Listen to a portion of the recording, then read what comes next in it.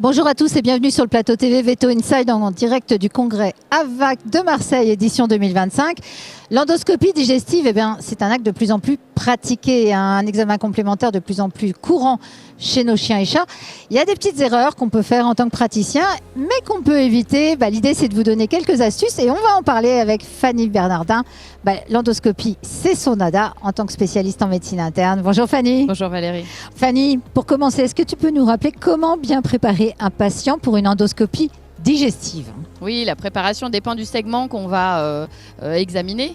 Sur une gastroscopie comme sur une coloscopie, l'essentiel, ça reste un animal qui est bien à jeun depuis 12 heures minimum, parfois 24, par exemple sur des brachycéphales qui digèrent plus lentement. Et puis sur une coloscopie, si l'animal est gentil, on va faire des lavements, des purges avant l'examen.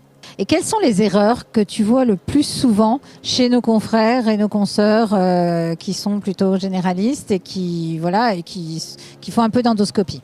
Il y a une courbe d'apprentissage importante en endoscopie. Ouais, c'est pas évident. Plus on en fait, meilleur on est. Au début, on a tendance à insuffler beaucoup les organes, donc c'est douloureux. On a une mauvaise visualisation. On peut même créer des lésions. Ça, c'est une erreur importante.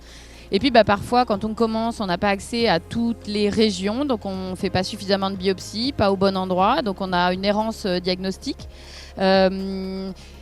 D'autres erreurs, c'est de ne pas prendre suffisamment de précautions avant, pas faire d'échographie abdominale par exemple, d'aller directement en endoscopie, d'être un peu brusque ou de ne pas choisir le bon matériel, le bon diamètre. Et ça, c'est des erreurs qui peuvent être graves pour l'animal.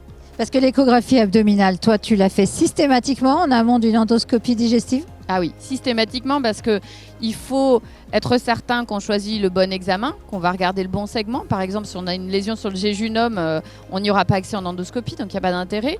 S'il y a une suspicion d'ulcère digestif, le risque d'aller en endoscopie est assez fort. Et alors, est-ce qu'on peut donner un nombre idéal de zones à examiner et de biopsies à réaliser quand on fait une endoscopie digestive? Quand on parle d'estomac, par exemple, il faut prendre la région du pylore et de l'antre-pylorique, de la grande courbure, de la petite courbure, du fundus. Donc il y a plusieurs zones à biopser et par zone, on est sur un minimum de 6 voire 8 biopsies si on veut un diagnostic correct. Donc ça veut dire beaucoup de biopsies pour un même organe. Oui, c'est pas mal, effectivement. Ouais.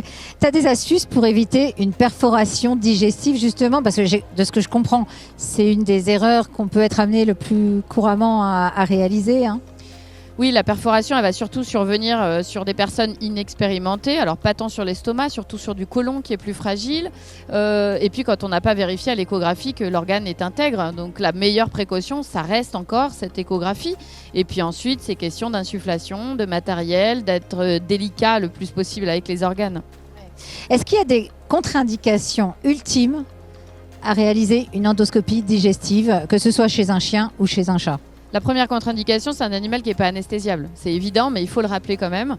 Il faut une stabilité médicale, anesthésique. Et puis, ces questions d'ulcère, quand on a le moindre doute, il faut faire attention parce qu'en endoscopie, on insuffle. Donc, on met sous tension cet éventuel ulcère et on peut le perforer.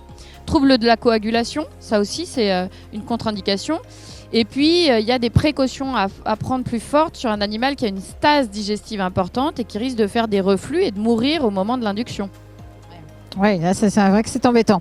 Mais en tout cas, merci beaucoup Fanny, parce que merci ça donne toi, déjà Valérie. Quand même quelques petites erreurs à ne pas commettre. Donc ça, c'est très bien. Merci à toi. J'espère que ça vous aura intéressé, justement, ces quelques tips pour éviter de faire quelques faux pas en endoscopie digestive. Et puis sinon, si vous n'êtes pas encore expert dans le domaine, la formation, ce sera peut-être la clé pour aller faire cette courbe d'apprentissage, justement. En tout cas, si vous avez aimé, n'hésitez pas à nous suivre sur Veto Inside pour plus d'astuces. Allez, à très vite.